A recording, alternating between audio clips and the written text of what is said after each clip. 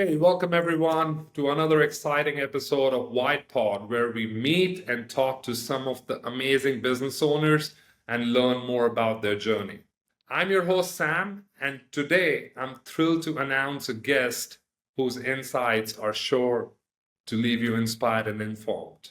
Today's guest is Douglas Smith, a health and wellness supplement industry veteran, CEO and founder of True Nutrition. He has built an e-commerce company that provides high quality health supplements and that allows fully customizable supplements and food powders. Throughout our conversation, we'll explore and try to learn more from Doug about how he has managed to create this successful business. So without further ado, let's welcome him. Doug, welcome to Wytpod. I'd like you to please introduce yourselves to our audience and explain a little bit more about True Nutrition. Yeah, Sam, thanks for having me first and foremost. You did a great job at introducing me. Thank you for bragging for me. But yeah, Doug Smith, I'm co-founder and CEO of True Nutrition, amongst a few other businesses that are kind of associated with it. But yeah, myself personally, I'm like a perpetual traveler. I'm always trying to better myself by putting myself in difficult situations and then hopefully coming out the other side in a positive manner. If it's didn't turn out the way I wanted, at least I learned something from it. So that has been my perpetual living for the last 47 years. Well, I've read a bunch of good stuff about you while doing my homework, which I'm sure our audience would love to know more about. But before we get to that, I'd just to love to understand the idea about how True Nutrition started, how you got into this industry, what requirements you saw that made you like, no, I want to start my own business and cater to health and supplement. Yeah, so it kind of, it personally was something I was interested in. When I was in college, I was kind of a gym rat, always trying to, exceed what I think I physically was capable of doing. And, I used to use a ton of protein powder back in the day.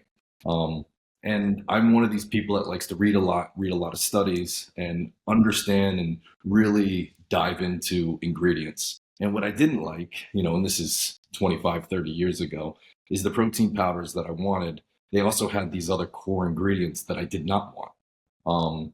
And it started forming this idea in my head about allowing, myself first as customer one to basically create a protein powder that I only want to pick the ingredients I wanted. So, we started, and actually it's called True Nutrition now, but back in the day, it was actually called True Protein. So the idea was kind of easy. I wanted to create some type of application, online that would allow, various different amounts of protein powders to be blended at any percentage, packaged anyway, flavored anyway, sweetened anyway. And that's kind of how it started. The idea was born in my head. I think I've always naturally been an entrepreneur. Even as a kid, I was always doing something, from lemonade stands to shoveling driveways, the whole thing. And I always tell people that entrepreneurship has to be learned and honed over time, but the condition of entrepreneurship is either in you or it's not. And that's not a good or a bad thing. In some ways, it's a bad thing. In other ways, it's a great thing. So going back to True Protein, the interesting part is I graduated college and I did the very first thing that you're supposed to do is get a job. So I moved out to California from Pennsylvania and I got a job selling copy machines. I did really well at it, but I always felt like I was, well, who's interested in copy machines? I liked it because I was good at it and I made a buck doing it. But at the same time, it didn't fulfill, this inner desire need to do my own thing. And then I was selling car wash chemicals and I had this epiphanic moment where I was literally in the truck they provided me, the phone they gave me. I was driving, I left my house and I maybe was a half a mile from my house. And I did a U-turn on PCH, which is the road right on the ocean of the Pacific. And while I was doing the U-turn, I was calling my boss and I was like, I got to give you my 2 weeks. And that was a moment where it was kind of an out of body experience where I was like, I can't work for anybody else. And I started forming a business plan, but nothing set in stone. And also I was a kid and I was in my early 20s and didn't have a dime to my name, but I was like, through hell or high water, I'm going to get this done. So I remember I called my boss. I told him, hey, I got to give my 2 week notice. He was shocked. And I proceeded to drive home and I went into and at the time, everything's kept online now, but back in the early 2000s, you used to have actual physical resumes. You used to have discs with your resume information on it. And I proceeded to tear up my resumes and crumble up a very hard disk drive where I'm like, I'm done with this. I'm going to do my own thing. So I started forming the business plan, a few days later, and I came up with the name True Protein. And I didn't have the $39 to get the URL True Protein. So I called my cousin up. I was like, I need to borrow your credit card. So I literally started the business by borrowing $39 from my my cousin, and I bought the URL trueprotein.com. And then the kind of rest is history. I through this whole process, I started realizing this is way over my head, and I don't have any money. So I started bothering people that I knew that were in the industry that I wanted to see if there was some type of partnership. And there was one guy who's my partner now to this day, Dante Trudell, who I used to read a lot of his writings. He used to have a magazine back in the day, and I really respected him. And I knew he was kind of local in SoCal. So, I bugged him for about a month, and he finally was like, what do you want, kid? And I just was like, let me take you out to lunch, and I want to tell you what I'm thinking, and we'll go from there. So we had a big business meeting at, where was it? Some Italian restaurant. And we sat there for 4 or 5 hours. I showed him my business plan and what have you. And, 4 or 5 hours later, we came out, 50-50 partners on it. At that point, he didn't have money to invest in this either, but we knew we were going to do it. So I went up on Craigslist to build a website. I found two brothers that quoted me $2,600 to build an e-commerce website. And I told them, I'm going to pay you $5,200. I'm going to double it. I just can't pay you for 6 months. And same thing with sourcing of raw materials. I would call different companies up and they'd be like, here's your truckload quantity price. And I was like, well, I don't need a truckload. I just need a pallet. And I'm also going to need net 90 terms. Lots of people hanging up the phone on me. But I was young. I had nothing to lose. And I have a way to bother people until they're just finally like, fine, just take it. I'm just done with it. And that's kind of how we started. And then, progressively over time, we've expanded and grown. And here we are some 21 years later. And we're still going. That indeed is an inspiring story.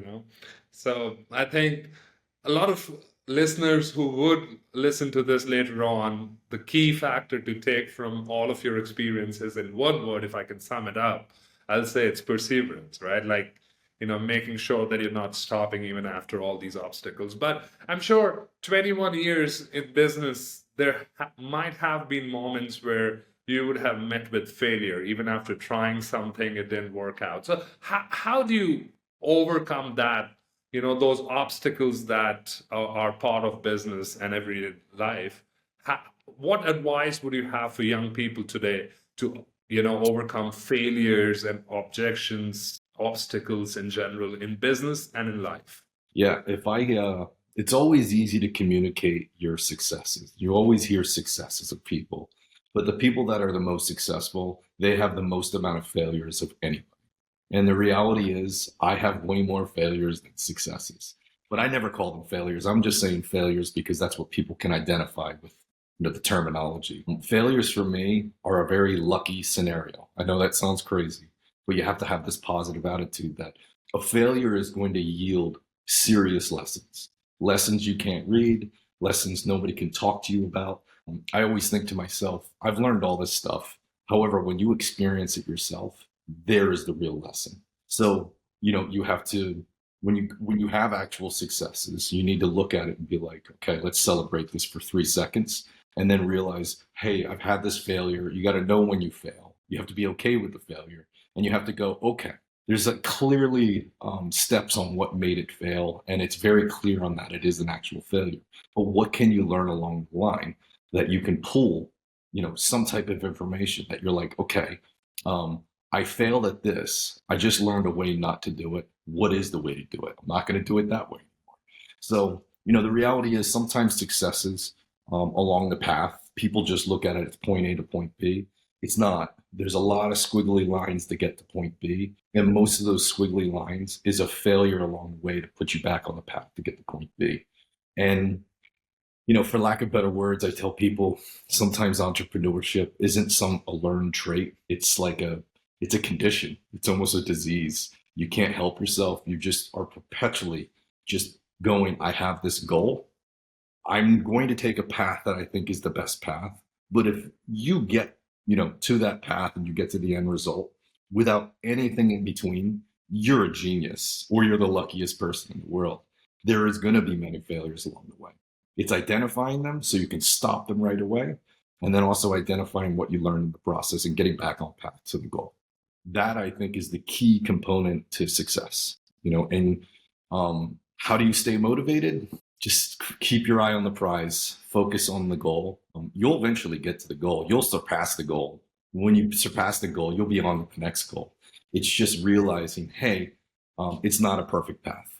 It's not an easy path sometimes. Sometimes you're in the flow and you can go weeks where you're like, this is really easy. Then all of a sudden you have a week where it's the hardest time you ever have. But take those times as, you're at the last mile of a marathon. It's the worst mile, but you're almost there. And just be like, how do I feel?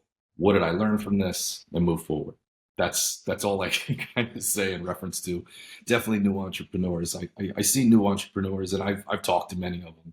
And I always ask them, like, why do you want to do it? I think most times people see the benefits of being an entrepreneur, where they're like, well, I want to be my own boss. And what you learn is, no, you end up having thousands of bosses. You don't want to do entrepreneurship because you're like, I want to make a lot of money. I'm like, there's a lot of ways to make money. You don't need to work for yourself. You can do it with other reasons. There has to be a core ethos of, I want to do this because I have to do it for me, not anything else. The other things are benefits that can happen, but you have to do it for yourself first because it's in you. It's innate. You have an idea. You need to see it through. You have to try it at least. Right. Yeah, absolutely. I think I agree with you completely. But I have a couple of questions here. First off, what was that for you when you were starting True Nutrition? What was that one single factor that helped you stay in this for 21 long years? I think for myself, funny enough, since I tore all my resumes and stuff up, I'm like, well, I don't want to do that over again, even though it would be really easy. I just always knew, even at a young age, I needed to fly my own flag. I needed to do my own thing. I had all these ideas, and I always have ideas, and I've started many different businesses, over the years outside of True Nutrition. And for me, some people are artists as it comes to they paint or they write or they do something that's that's more conveyed as being an artistic expression. My expression has always been entrepreneurship. It's kind of like, well, people ask, well, why do you rock climb? Well, I don't know. Why do you climb up to the top of a mountain? I don't really know. I just need to. And I think that's what happens with a lot of entrepreneurs. It's something inside of them that it's their expression. It's why people do what they do. A lot of times we're like, why do you spend 10 hours practicing dance every day? There's no reason to do it, but there's some type of expression that you get some type of enjoyment out of it. Yet there are days I want to pull my hair out because of, business. But on the most front, I enjoy what I do. I travel a bunch, but I haven't had a vacation in 21 years. And people are like, oh, that's terrible. I'm like, no, it's not. I like what I do. I want to do it. Yeah, of course, there's times when it's annoying, but it just felt good to be able to convey, for lack of better words, my art. I wanted to express myself. I don't write, but I can hardly draw a stick figure, and I couldn't express myself in another way. This is what my expression of, what I enjoy to do. That's that's pretty good to hear, given the fact that I have had similar thought process sometimes myself. When I think, why do we do what we do? And I think that is a good explanation to that. Now, coming back to my second question that I had. So when you were talking about, the advice that you would give to young people who are looking to start their own business, one of the things that you mentioned was going from point A to point B is not always a straight line. I think, a lot of people, especially if they're 20, 22, 24 years of age, would not have the mental conditioning, if I can say for a lack of a better word, to have that process. So is there anything specific, as a business owner that you would say can be done, incorporated, in simple, daily lifestyle that can help them view things from a different angle, can help Yeah. with that? Yeah, I think every human being in the world has the motivation. It's just misdirected motivation. And you could argue, hey, people that are really lazy that just play video games all day long or just sit around and watch TV. I'm like, you have motivation. You're motivated to play video games 10 hours a day. You're motivated to sit, on the couch for 10 hours a day. You may dislike that you have that motivation, but the motivation is inside of you. You have to redirect that motivation. I always tell people, you may be completely unhappy with your life. You don't like where things are at. And I'm kind of like, well, you made the decision to be that way. And you have the motivation to be lazy or to not see out your dreams or what have you. You just need to misdirect that motivation towards that perceivably bad thing that you want to change into something that you do want to change. And I think once you taste that for, a couple weeks, it starts to make sense where you're like, I do have the motivation. I was born with this motivation. It was just misdirected. And I think, the most difficult part, especially with, younger people, there's a lot of stuff going on. It's like, well, I'm now supposed to be an adult. I'm supposed to pay these bills. I'm supposed to get the job like everybody else does. And that's fine. That's being normal in society. But every human being has some interest that's different from somebody else.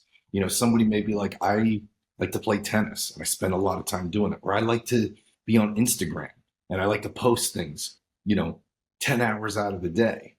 We all have those things. We just need to direct it into what you perceive as being positive. And, in a weird way, existentially, we're always discussed that being an entrepreneur and being successful at that and making, a few bucks is a positive thing. And people have to ask themselves, is that really positive for me? Like, why do you want to be an entrepreneur? Again, I think you have to look at these things that everybody hears about successful entrepreneurs because those are the stories people want to hear. The majority of entrepreneurs are overworked, they don't make a ton of money, and they're in their grind. But they still do it not because they're overworked and not making money. They're in it because again, it's their motivation to do it. So it's a tough question, but like I said, I think entrepreneurship at the core almost has to be a condition that you kind of are born with. And there's different types of entrepreneurs and different reasons why they do it. I think the main reason why is everybody has really creative ideas in their heads. And they're like, wouldn't it be great if I had this? And like for me, I was like, man, I'd really love to have something, I don't want all this other crap that's in my protein powder. I'd like my own thing. And it was a motivator enough to be like, well, I want it. I think other people would want it. I want to make a lifestyle out of this. And, it changes and over the decades, it changes and evolves into different things. But I think that's the first step. I think the first step is realizing like, why do I want to become an entrepreneur? And really question yourself. It's just because like, well, I want to travel 6 months out of the year and make a ton of money. I'm like, there's other paths to doing that. Are you sure you want to be an entrepreneur? Because a lot of entrepreneurs that get into it and they fail a few years later is because they don't actually want to be an entrepreneur. They want to live the lifestyle of an entrepreneur. And that's secondary. That comes after really hard work. You might get lucky. There's a lot of entrepreneurs that get really lucky and make a ton of money and have all the freedom in the world, but that's also winning the lottery. People win the lottery, but I wouldn't plan my life on winning the lottery. I'd say that. I think, yeah, figuring out the why behind, that decision is really crucial, important, like you put it. And I think that makes sense, to sit down with yourself, have that conversation to figure out why you're actually in this game, if it's the actual, thing that drives you. And I think that's the only way to be, doing the same thing for 20 plus years. I think that's the key Yeah, I here. mean, and I always say in entrepreneurship, half of it is going to be the same every day, and the other half is the stuff that's constantly evolving and changing, and even you evolving and changing and figuring out, hey, I got to pick different paths to this, but you still got to answer your emails. You still got to make your calls. It's the same thing every day. So I think for some people, the risk that goes into it is part of the driving factor. I know for myself, I kind of, maybe it would be different now, but when I was younger, I was like, I don't have any money, so I got nothing to lose. I, what do I have to do? So I think the best time to do it is when you're younger. I'm not saying you can't do it. There's many entrepreneurs that don't get started until their 50s, but you usually have much more repercussions later in life. You have kids you have to take care of. You have family you need to take care of. You've got a lot of bills. I didn't have any bills. I rented a room in a house and struggled along the way and figured it out. So you think when you're younger you have a lot of repercussions. You really don't. You've got a lot of time to figure out the failures, fail, learn from them, and move forward. It gets more condensed the older you get. Right. Absolutely. I think the older you are, there's a lot of fear of losing what you already have, and that Yeah. can be a constraint in you know letting people step out and try something of their own. So I think that totally makes sense. Thank you so much for that advice. Now, coming back to True Nutrition for a second, because I really want to understand from you, who has been in this industry for a long time, because I understand, I mean, I've been a consumer myself for the last few years when I started working out. There's obviously the marketing in health supplements that plays a big role, because now you have to offset that cost and Yep. you have to use subpar raw materials. That's kind of the common notion. So I would like to understand from you, is that true, number one? Secondly, how have you made True Nutrition different from everybody else? Like, if I am a customer today, what's different that I'm getting from True Nutrition? Yeah. So I would like a little bit more clarity on how this whole thing works with raw materials. Is it really true that other, big companies that we know of are using those strategies to offset their costs and provide, reasonable prices? And then Yeah. secondly, how has True Nutrition been different from the rest? Yeah, I think it's a couple path answer, but I think at the core, the ethos has always been the same.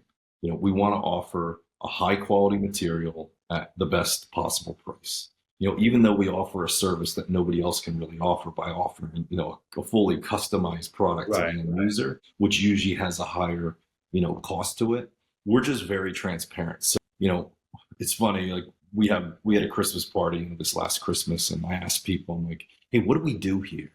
And they're like, we make like capsules and we make protein powders and supplements. I'm like, yeah, but what do we do?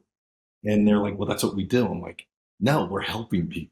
We're helping people, run faster, jump higher, get stronger, but we're also helping people like ward off disease, all these different things.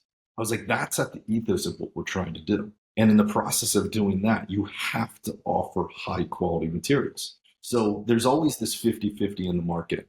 And, being in the industry a long time, there's a lot of really good companies out there, companies that I compete, but they're good. They're playing by the rules and they're doing the right thing. They're successful. They make a good buck, but they're also offering a product that's really good. And then there's the other half that are more about marketing, more about BSing the public and quote unquote not following the FDA rules and regulations. And it's not my place to tell you these are the good guys and these are the bad guys. It's more for the consumer to analyze it and look at it. The longer a company's been around, most times they've been around for a reason. You know, if they were really bad products, they wouldn't be around for a long time. So, we've been around for, 21 years now. And if you go online, we have a glowing reputation on the sheer fact that, our products are, they're good products, they're high quality. And, back in the day when nobody did it, we were the first to give, we would test, we have to test by law every material for purity, identity, microbials, the whole thing. And the reality is we always post those online for everybody to see the tests. So it's like, hey, what you're buying is really what you're getting. So I think that's like the first path. The second path of like, well, how do you market something like that? For us, for years, we're embarrassed by this, but for 14, 15 years, we never had a marketing budget. We didn't even have a marketing team. We basically were, you know, we were on social media before it was called social media. We were in message boards, AOL chat rooms. This is before MySpace and Friendster. And, people would learn about us. And since, everybody wants something customized to themselves, but they're also like, well, I don't know what I want. So there was all these people online that would, that understood, the different proteins and what they can do, why you blend what with what, and they would help other people. So we were really word of mouth from the beginning. And for, 14, 15 years, we didn't really do much in that regard. If anything, we were like, ooh, this is too much. It's a good problem to have. And then as, in the last like 5, 6 years, we've learned, for us to propel and really show what we do, we have to market. And that is a constant. I always tell people everything in business is very structural. It's 1 + 1 = 2. And there's things you need to evolve and, your cogs and your labor and the cost of doing business and all this stuff. But marketing has always like been like going to Vegas. Sometimes you win big, sometimes you lose it all. But again, in those failures, you go, okay, why didn't it work? Maybe it just doesn't work. So we're not going to spend money anymore. Or maybe it didn't work because we didn't do the right thing with it. And then the things that work really well were like, well, let's double down on that. That seems to work really well. So, marketing is one of those things from, text message marketing to email marketing to all the social media marketing to, YouTube stuff. It's kind of endless. But it's a learning thing that's evolving, and it evolves very quick. The rules of marketing change literally every month. They're completely different. So, we have a marketing team now of like, 5 individuals that it's their job to do all these different things. The funny part for me, I have ideas. I'll kind of spurt the ideas out. I trust them enough to be like, that's a good idea or that's a bad idea. I'm like, okay, just do your thing.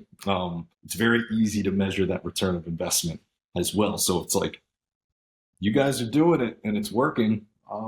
Good. But there is always the give and take of being transparent and marketing your product, but also not marketing in a way where I don't want to entice somebody psychologically. I want to show them truth. And when you show them truth and they can identify with what you're saying, I think that's better than just trying to put some sparkly package on something, just trying to sell units. That's Yeah, at least not that's how we. not trying to manipulate them into buying your product, but actually putting it out there for them to judge if it's a good fit for them. Yeah, it's more or less to give them the information, as truthful as possible, and then they make conclusions for themselves. And from a competition standpoint, there's a lot of supplement companies out there now. And we've seen them come and go over the years, where they pop up for a few years, make a couple bucks, and then they just disappear. So we've seen the games that have been played over the years and the ebbs and flows of popular ingredients, things that, get really big and then, fizzle out. So for us, it's just staying in the middle, staying truthful, staying honest. I laugh all the time. I tell people like, we started our business, Amazon just sold books. And every single person was like, I'd never put my credit card online. So we have to evolve with like, we've always been an e-commerce platform, but we were an e-commerce platform when nobody was selling online. Everybody would be crazy to do that. But so it's constant evolution, updating your technology. Like we're now, implementing AI into our system to help people. They can talk to AI. I want to buy your product, but I don't know what to get. That's another difficult thing. So it's always evolving. But I think at the core of it, keeping your ethos, you're here to help people on whatever level they need help with. And secondary wise, just be truthful about what you're selling. We don't solve all the problems in the world like many products try to do. We solve specific problems. And if this is right for you, then give it a shot. If not, thanks for listening. That's a solid marketing plan. I'll give you that. So really, really happy to see that, there's a lot of, like you said, a lot of other supplement companies that are good. So that's a sigh of relief for me. Now, something you mentioned about technological advances. So obviously, we are living in an ever evolving world right now, with as far as technology goes. So how do you see, this industry, the health and supplement industry, evolving? And do you have any other products in that you're innovating on right now, something that you're planning on launching apart from what you guys are currently offering on your e-commerce store? Yeah. So I see how our industry is going to change that. Back in the day, dietary supplements were for either gym rats that are just trying to get bigger biceps, or it was Right. kind of snake oil sales. And rightfully so. That was kind of the path. There was a lot of people just selling garbage, promising it could do X, Y, Z, and it couldn't. Um, but over since like, the early 70s, the health, especially of Western world, especially Americans, has been declining greatly, from obesity problems to heart disease to type 2 diabetes, the whole deal. And it's progressively getting worse. But we've been singing this song for, decades, although it's only a small portion of people that have been listening. I think you're seeing now that general health, again, especially in the Western world, there's a problem. Um, Death rates are essentially, we're getting younger and younger as we're dying, which is the first it's ever been. The disease problem is just out of control. And I think most people are realizing it's not doctors that cure that, it's them that cure that. And they're taking health in their own hands. Where I think there was all these rules and regulations with, FDA recommendations on, how you're supposed to eat, what is health. And I think what you're seeing is that, it's more big business that has been dictating that, food business, lobbyists in food, lobbyists in medicine, and the whole thing. And, how I always look at it, they're going to do what they're going to do. But there's so much information now. I mean, you have literally all the information in the world in your hand on a little phone today. And I don't think people realize how powerful that is. They just got to put the work in to search and seek and find what it is. So I think what's happening with dietary supplements and just the whole health, in general, it's evolving that people are finally taking health back in their own hands, not waiting for their arm to fall off and going to the doctor and being like, what happened? They're realizing like, hey, you need to do it yourself. One doctor trip a year is not going to cut it. It's a lifestyle change. It's a change of things. So we're trying to evolve our business to not just go, hey, here are dietary supplements that can help you on your journey, but it's also information to go, this is the journey. You don't need to use our products. There's a lot of other products out there that are just as good. They're high quality products, but here's your path you need to be on. Here are things just to start to realize, like, it's not just what you put in your mouth and you eat. It's what you put in your eyes. It's what you put in your ears. It's what you listen to. It's what you're watching. I think there's more understanding of what health means. It is a skewed, random world now of so much different information, which I think is confusing people. But I see it sharpening. I feel like it's coming together where, there isn't just one diet. You got to pick the diet that works for you, that doesn't work for you for 90 days, but works for you for the rest of your life. And I think people are starting to realize that. So we're trying to evolve ourselves to be more informational based. That's not biased. It's just, hey, if you're trying to run your first marathon and you're a vegan, and these are the choices you've made. I'm not going to sit here and tell you made the wrong choices, why one's healthier or unhealthier than the other. But here's the path you should take if that's part of your goals. Or some people are just like, I'm starting to gain too much weight. I have, some possible type 2 diabetes markers, and my doctor wants to put me on this drug. And I would argue, well, that's one path. There is also the path of getting healthy without that.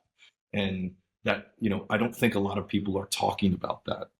So I think it's helpful for people like us that have been doing this a long time to at least give that information out in some cohesive and understandable manner. That surely sounds something you do, and I think is that something that you are planning on, in terms of launching as a knowledge base on the website, something interactive where people can, select multiple options based on their lifestyle, or is it going to be in terms of, say, for example, blogs, articles, stuff like that? It's everything. We're doing everything from, I was discussing AI before, where we're kind of implementing a coach, that somebody can come to us and enter in, all their data. And we're also working with actually a few companies that are working to be able to, a lot of people have done like 23andMe, DNA testing, where you can implement your DNA testing into our system.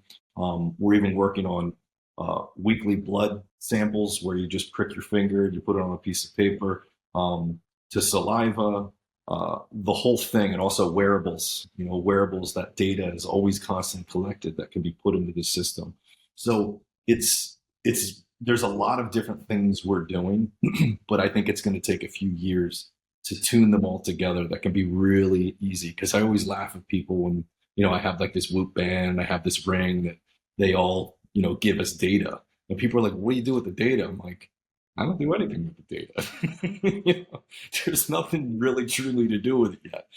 Very specific things like, I could see how my sleep was. I was like, maybe I should go to bed earlier tonight because I didn't get as good sleep last night. But the data is, I would say 99% of the data is all sitting there, but it hasn't been, organized yet to be able to provide some outcome. So we're working on that. And I think, there's many other companies that are working on it too. So we're partnering with different companies to utilize, their very specific thing that they're doing and implement it into a total system. But it takes time, and it's evolving. Waiting for that. So, all right. Now, coming to the last bit, I want to understand, how is life for you right now? How involved are you with the brand? Is that most of it? Are you traveling a lot right now? You're into philanthropy. I was looking into it. So, is that something that's taking most of your time? What's Yeah, going on in life? it's an interesting question, because I think, if you asked me 20 years ago, 8 hours of my day would take 8 hours, but 8 hours today can sometimes take 30 minutes to an hour. I'm much more efficient and faster. And also, I think when people think I'm taking the day off or I'm going traveling, they don't see me up at 5 a.m. doing my calls, doing my emails. When people are like, you need to disconnect, I'm like, I don't want to disconnect. This is my life. I enjoy it. And I always tell people, if you need to go on a vacation, you're doing the wrong thing. Now, you should be able to travel and vacation, but you should find something that you do in your day-to-day life because you enjoy it. So I think for myself, I am traveling a bunch. I've been traveling for years now. But at the same time, although I'm traveling, like I was just in Nepal for a month, I literally, at every tea house, funny enough, in the middle of nowhere, they have the best internet. I'm still working, you know, like, am I working at the capacity of being in the office? No, but there wasn't a day I didn't do something. So, interesting enough, like, yeah, I am, my day to day is, it's tough to say. Like, there isn't like an office schedule where I'm like, I'm in there at 8 a.m. and I leave at 4 p.m. Sometimes I'm in there at 8 a.m. and I leave at 4 p.m. But sometimes I'm up at 5 a.m. and I'm working until midnight. It really depends. Sometimes I just need to, and I always say, like, in entrepreneurship, there's nothing ever completed. There just comes a point where you need to make a marker of, like, I got to close the laptop. Like, that's it. That's it for the day. Time to eat, watch TV, and go to bed. So yeah, it's a tough answer to, like, do I take a month off? No. I don't really take a day off, if that makes sense. But I have other things in my life that I enjoy to do, helping other people, the same thing. So Absolutely great to hear that. Now, about helping people, one last thought that I have here, and I'd like you to answer that for me. How important has the team at True Nutrition been? Because I understand, no successful business can ever be successful without a good and a solid team. So obviously that has to be the case. But with you, how has your experience been? Has it been more now that you have a big team? Is it a more hands-off approach, or, like you were mentioning earlier, you spur ideas into their ears and see how they react and let them do their yeah, thing? it's a great question. I think first and foremost, when you're building like a really bomber team, you need to find people. The first step is you need to let your ego go. I think at least for me, it's naturally I'm a control freak on everything, and nobody can do anything as good as me. But the truth is, if you do everything, you're only going to be at a 70% capacity because you're doing everything. You need to find what you enjoy to do and what you're really good at doing. Most times, the things you enjoy to do, you're really good at doing.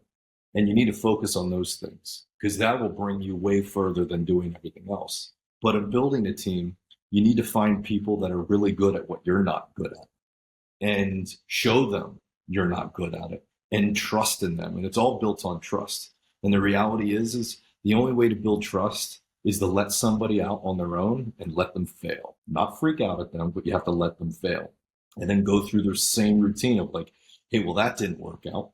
What did you learn from it? Well, I learned this, this, this, this, this.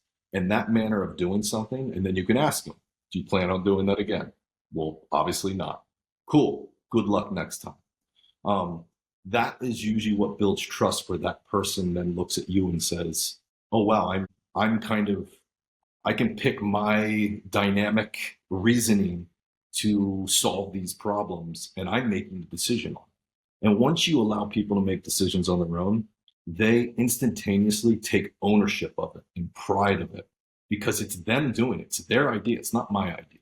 And sometimes we'll come together and we'll throw out different ideas. And some of the ideas they're going to do, came from me or a conversation, but they have to take ownership on it. And that has to be built around trust. But trust, it's very difficult. You've got an ego and you're a control freak. You have to just realize they may not be perfect and they may have too many failures. We have to say, hey, you're not the guy. Sorry about that, but you're not. And that's part of the process. So I think it's also built on making sure the individuals that work for you are motivated on some level of why they're doing it. They're not just motivated because it's a job and you're paying them. Of course, that's a component. But you need to have people that are like, I want to do this. They take ownership of it. And I think the only way to do that is to grant people the ability to do it on their own, which means stepping back, staying involved, be aware of what's going on, but allowing them to be successful, allowing them to fail. If you can do those two things, life is really good. And again, if there's too many failures, then maybe they're not the person either. So yeah, and the team is, I'd be nothing without my team. The reality is I know what I'm really good at, just like my business partner.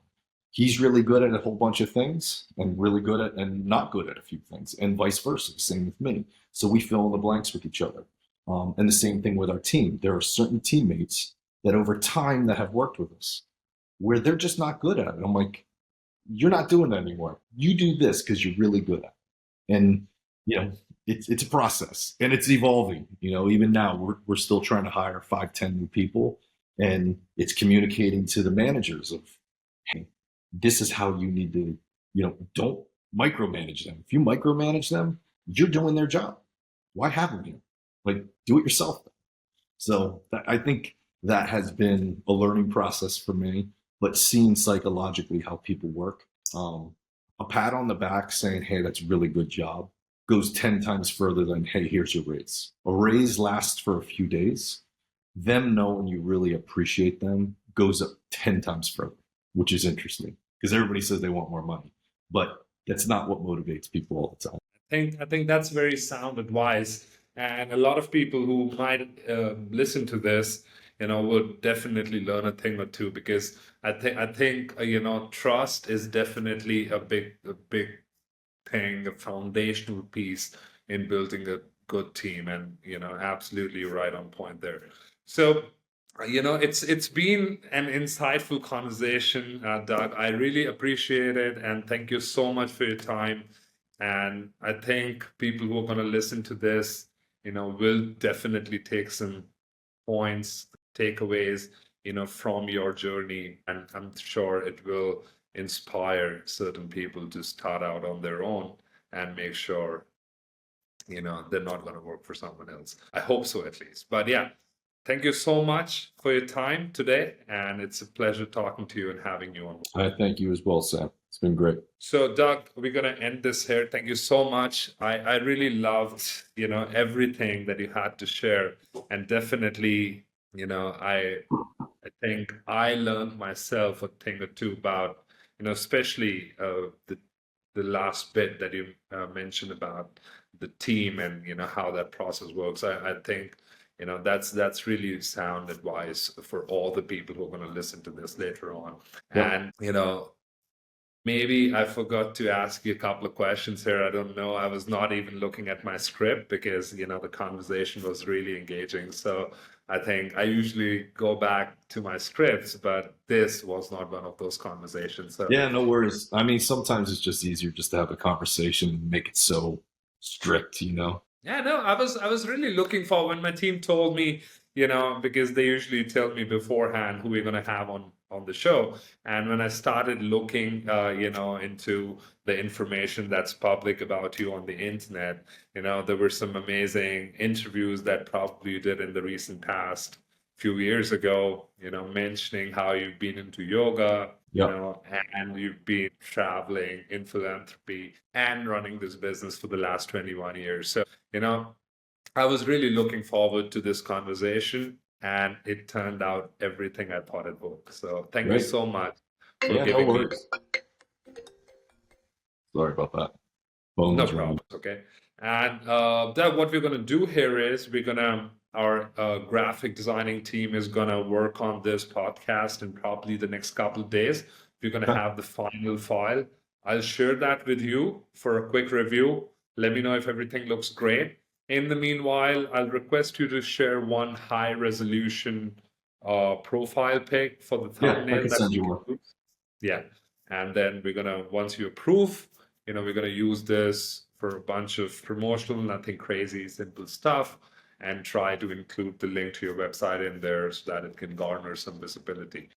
As a token of gesture and a thank you for having you on here, we would like you, because I'm not sure if you looked into this, but we also have Wytlabs.com, which is our main parent company, which is a marketing and advertising agency for e-commerce businesses. So because you took the time, we would love to have you a free kind of a detailed in-depth audit of your industry, everything digital, what's happening out there, something probably that you can take from it and share with your marketing team that I'm assuming would Yeah. probably help the current efforts you guys are putting in. Yeah, Okay. if you have information you could send me, that'd be Yeah.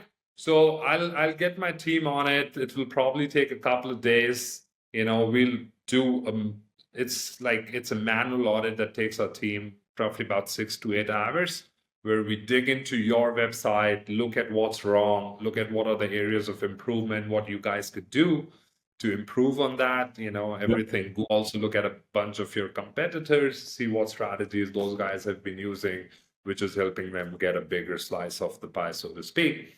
And then, you can probably take it up with your team, see how it can benefit you guys. Or later on, if you have any questions or if you'd like, would be happy to schedule another call and walk you through that report as well. Yeah, sounds great.